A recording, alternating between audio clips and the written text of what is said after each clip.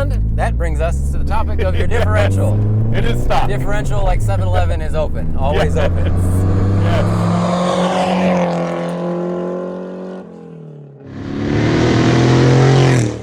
Dan? Yeah. Thank you very, very much for bringing this gorgeous car. You sent this in, and I was like, this is the prettiest 240SX I appreciate that a lot. had submitted. No offense to anybody else.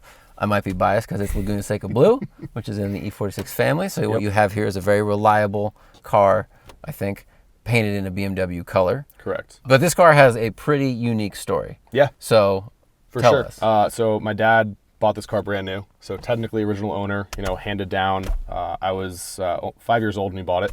So it's a 1995 model year. And he just used it as a station car. He needed something cheap, reliable to drive to the train station in Princeton Junction and take the train to Manhattan. So, he didn't need power locks. He didn't need a sunroof. He didn't need automatic. He just said, give me the base model we can do. Wow. And then Fast and Furious came out. I saw Letty driving a kooky version of this, S14 as well. So I said, Dad, can I have it?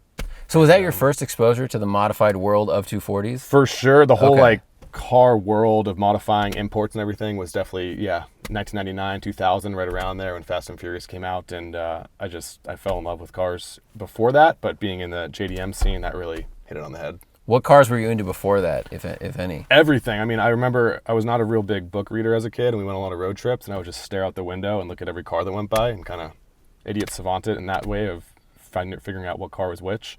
But then when this kind of got handed to me, it was just game over. Your dad drove this stock, correct. Base stock. This is, base like stock. You said, open diff, no door, manual door locks. Yes. This thing's like 2,700 pounds. Yep. Obviously, it's not stock now. Not stock now. And we'll talk about the bridge that got us here while we're driving, because it's very funny. Yep. But walk us through what this has now. Yeah, right now, fully built, bottom end, top end, SR20 motor, upgraded turbo, cams, pistons, rods, intake, all that kind of fun stuff. Tomei, Brian Crowder, and Haltech were pretty much the big people on here. And then the interior's been done, as you can see, different things here and there. But I wanted to keep it very OEM plus, where it's it's still Nissan at heart. But if you could tune something nowadays from the factory, as people offer options on vehicles, if they would have optioned something in the SR and the S14 body style, this is kind of what I went with. Cool. I respect that. Everything on the dash, your gauges are bone stock. You have the A-pillars, of course, just to monitor stuff. But the gauges are a reminder of how simple this is. Because when you see the car from the outside, this looks really nice. It's got a lot going on. And then you peek your head and you go, that's right. That's what the HVAC controls were. Exactly. You didn't go full carbon with push button anything. It's nope. this is how it was. Haltech's your ECU now? Is Haltech ECU, okay. Yep, that's amazing. Absolutely love it. Animal Auto out in Corona, California, they tuned it. Andrew Molina's a wizard, so he dialed this whole thing in. If I ever have issues, I call him and he does his wizard work on the laptop and somehow communicates with the car, which is amazing. That's awesome. Nismo front bumper, kooky side skirts, all just, like I said, kind of upgraded slightly, but not over the top. And you're very proud of your fancy Euro lights. I love glass, the Euro. Not plastic. That's very smart. Best modification I could have ever done. I see a lot of people with the 90s, the yellow headlights on the plastic. Luckily, being glass, they don't yellow. Yeah. So that's got to be my favorite mod on this vehicle. And I just use the car for cars and coffee, canyon drives, Saturdays and weekends, and it just stays in the garage, usually Monday through Friday. So no track stuff. You got the bar. I haven't done the track. I used to have fun, when I was in high school. I would, slide exit ramps and those kind of things. And I've, hit it a couple times, different areas, but never anything crazy. And now that it is where it is, kind of the relationship I have with it, being a family vehicle, I don't want to ruin it. So I just kind of canyon cruise around and join us. I don't want to hurt it too bad. Abuse your daily. Well, it's not your daily. You have a very nice daily GLA 45 AMG. But I'm trying to talk him into driving this to the track, which is not a good idea. It might happen. Don't listen to me. My car breaks a lot. A lot of which is my fault. A lot of which is BMW's fault. But I think you should do it. My wife would kill me if I broke something more on it. But I kind of sneak the car parts in through the garage and we'll see what happens. It's not broken. You are upgrading something for safety. That is exactly what I need to tell her. That is what we want to say. All right. Well, let's go take it for a spin. Deal. Do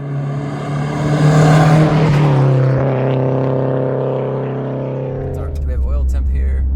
The oil will start climbing, but yeah, you should be all right. I just want to make sure it's warm enough for us to have fun. drive. Is your temp gauge on? Accurate? Temp gauge works. Oil, you're fine. Don't look at the oil or the boost. It's all in the ECU. All right. Taken care of there. So RPMs is All right. And what width are your tires? 245? 245. Yep. 18s. 245 40. What's that? Square stance front? Yes, rear? square stance. Yep. 18 by 9.5. Wow, the steering is very light. Very light. You got this smaller Momo wheel. All right. Oh man, this. See, I just got out of the GSX, this fully built E85 Yep. Eclipse GSX, and now this feels like a Lincoln town car. It's like quiet. Exactly.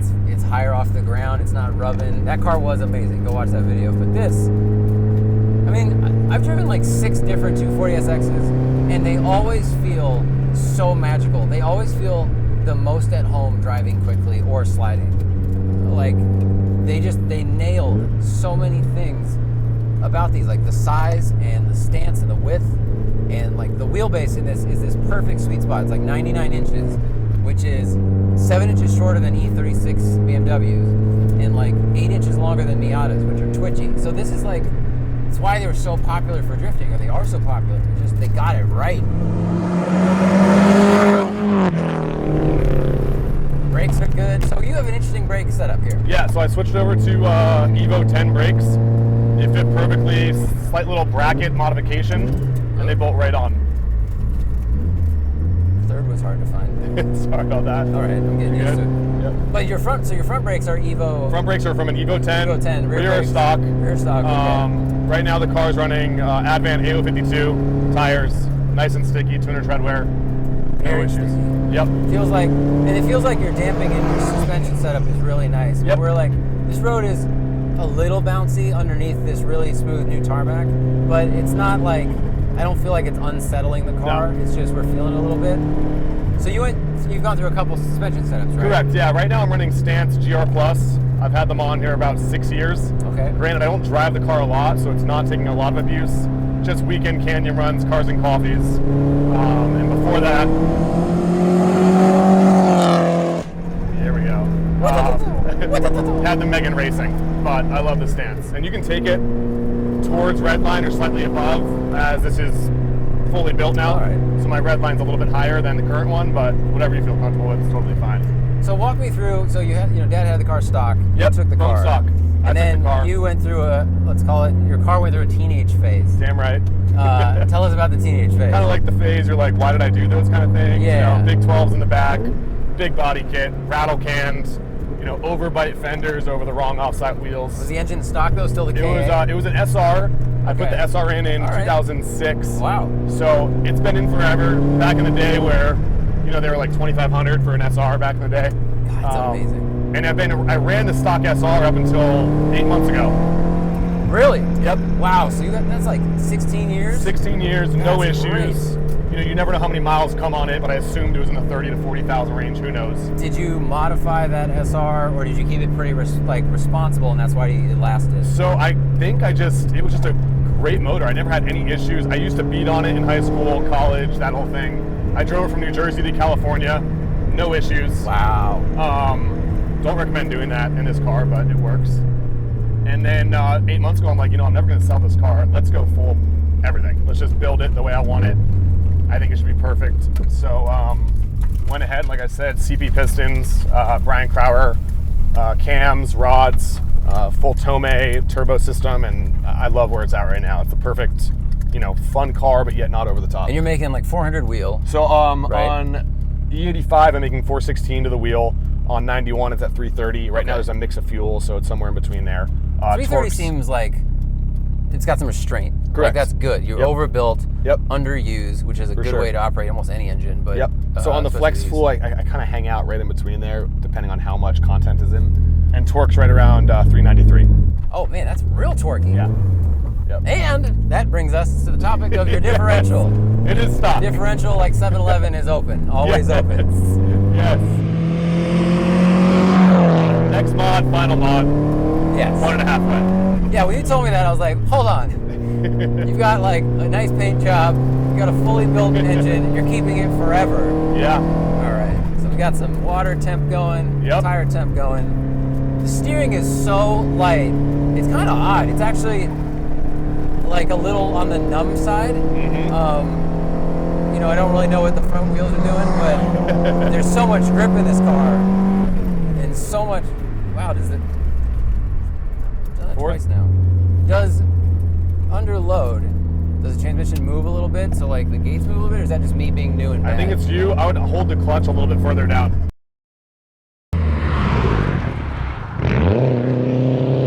I would if I was taller, Dan. So, chassis mounted seats. But yeah, if the clutch is all the way down, it should be smooth. All right in there.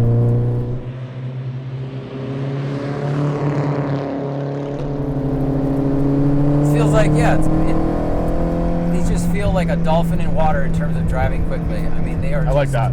So natural. And with the second gen, they actually shrunk the car a little bit and widened the stance. Like this body style to me has always looked bigger than the first gen. It just kind of like the bulbous, roundy, mid-90s look that everyone had going on. Exactly. But it just looks like a bigger car, but it's not. It's actually shorter overall. But you get this wider stance, and they strengthened the chassis a bit since the first gen. Like there are a lot of really good improvements made when they went with this car.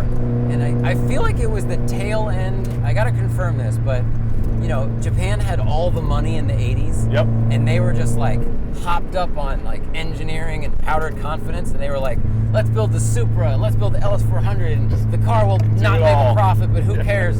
And so like, I think some of this development happened before that bubble popped. And that's why these 90s cars were so damn good and so ahead of the stuff out of America. Like this compared to a Mustang GT. Oh man. Dude, forget it. Yeah.